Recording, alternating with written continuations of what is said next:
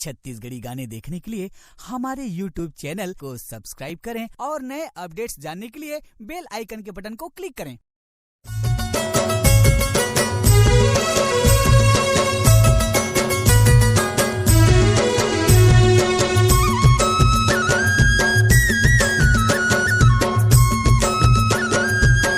DJ Ram बाबू मुरमुर।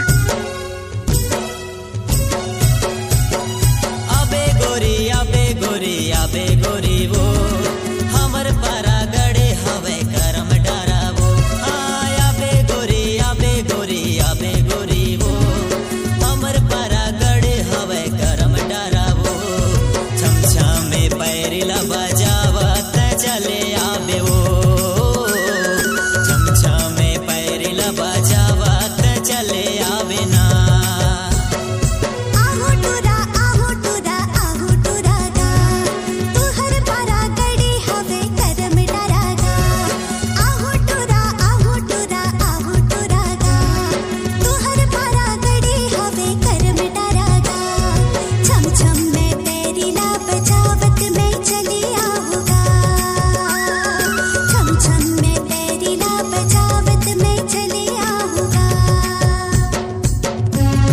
राम बाबू मुरमुर।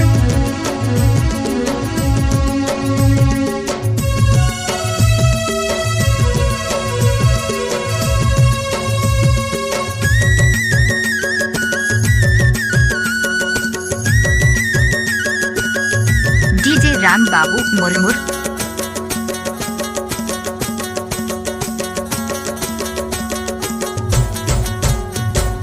झिलमिली साड़ी है तोर, आँखी माँ काजर है गोरी तोर। तोर चेहरा का टोरा मनला मोहि मोर, कबले दीवानी हो मैं मोनू तोर। झिलमिली साड़ी है तोर, आँखी माँ काजर है गोरी तोर। तोर चेहरा का टोरा मनला मोहि मोर, कबले दीवानी हो मैं मोनू तोर। कबले दीवानी हो मैं मोनू तोर। हाँ छमछा में पैरिला बजावत चले आबे वो। छमछा में पैरिला बजावत चले आबे ना।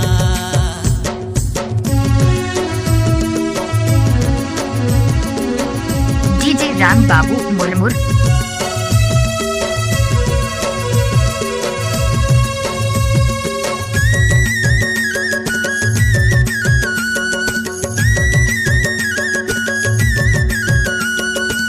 डीजे छोटू मुरमुर दरा पारा।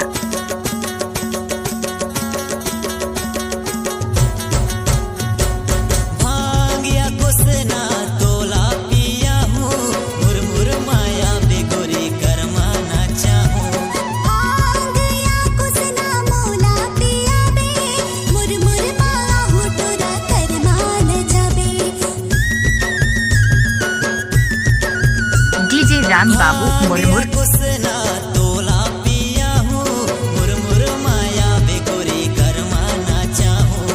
आंगया कुसना मोला पिया बे, मुरमुर माला हुटुरा करमान जबे। मुरमुर माला हुटुरा करमान जबे। छमछा में पैरिला बजावत चले आबे वो। छम छम में पैरिला बजावत में चले आऊंगा। अबे गोरी वो हमर पारा गड़े हवे करम डरावो। आहो टुरा गा, तुहर पारा गड़े हवे करम डरागा। छमछा में पैरिला बजावत चले आबे वो।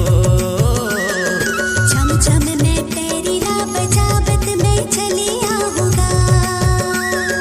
छमछा में पैरिला बजावत चले आबे वो। छम छम में पैरिला बजावत में चले आऊंगा। डीजे राम बाबू मुरमुर। आपकी आवाज ही आपकी पहचान है। यदि आप अपनी आवाज को एक नया आयाम देना चाहते हैं तो चले आइए मल्टी ट्रैक डिजिटल रिकॉर्डिंग के लिए AVM audio video studio Khamtarai Raipur. Mobile number 9301523929 और 7869646201। यदि आप नए एवं पुराने गीत सुनना चाहते हैं तो avmgana.com में जाकर गाना फ्री डाउनलोड करें और YouTube चैनल में AVM गाना और KK कैसेट्स को सब्सक्राइब करें।